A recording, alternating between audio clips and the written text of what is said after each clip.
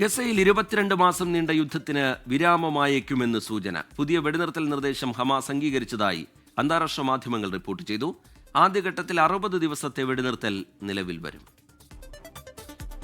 ഖത്തറിന്റെയും ഈജിപ്തിന്റെയും മധ്യസ്ഥയിൽ നടന്ന ചർച്ചയിലാണ് ധാരണയായതെന്നാണ് റിപ്പോർട്ട്. വെടിനിർത്തലിനുള്ള പുതിയ കരാർ ഹമാസ് ഭേദഗതികളില്ലാതെ അംഗീകരിച്ചുവെന്നാണ് അന്താരാഷ്ട്ര മാധ്യമങ്ങൾ റിപ്പോർട്ട് ചെയ്യുന്നത്.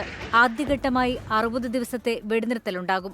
2 ഘട്ടങ്ങളിലായി ബന്ദികളെ മോചിപ്പിച്ചേക്കും. മധ്യസ്ഥർ അംഗീകരിച്ച പുതിയ നിർദ്ദേശങ്ങൾ അംഗീകരിച്ചതായി ഹമാസിന്റെ മുതിർന്ന ഉദ്യോഗസ്ഥൻ വ്യക്തമാക്കിയെന്നാണ് പുറത്തുവരുന്ന റിപ്പോർട്ട്. പകരം ഇസ്രായേൽ ജയിലിലുള്ള പലസ്തീൻ തടവുകാരെ മോചിപ്പിക്കും. എന്നാൽ വാർത്തകളോട് ഇസ്രായേൽ ഇതുവരെ പ്രതികരിച്ചിട്ടില്ല. ആയുധങ്ങൾ വെച്ച് ഹമാസ് കീഴടങ്ങണമെന്നാണ് ഇസ്രായേലിന്റെ ആവശ്യം. കഴിഞ്ഞ മാസം 2 ആഴ്ചയിലേറെ ഖത്തറിൽ നടത്തിയ ചർച്ചകൾ ഫലം കണ്ടിരുന്നില്ല. ബന്ദികളുടെ മോചനം ആവശ്യപ്പെട്ട് ഇസ്രായേൽ നഗരങ്ങളിൽ കഴിഞ്ഞ ദിവസം വൻ പ്രതിഷേധമുണ്ടായിരുന്നു. 5 ലക്ഷം പേരാണ് നെതന്യാഹുവിനെതിരെ തെരുവിലിറങ്ങിയത്. ഇസ്രായേൽ ഹമാസ് യുദ്ധത്തിൽ ഗസയിൽ 62,000-ലധികം പേരാണ് കൊല്ലപ്പെട്ടത്.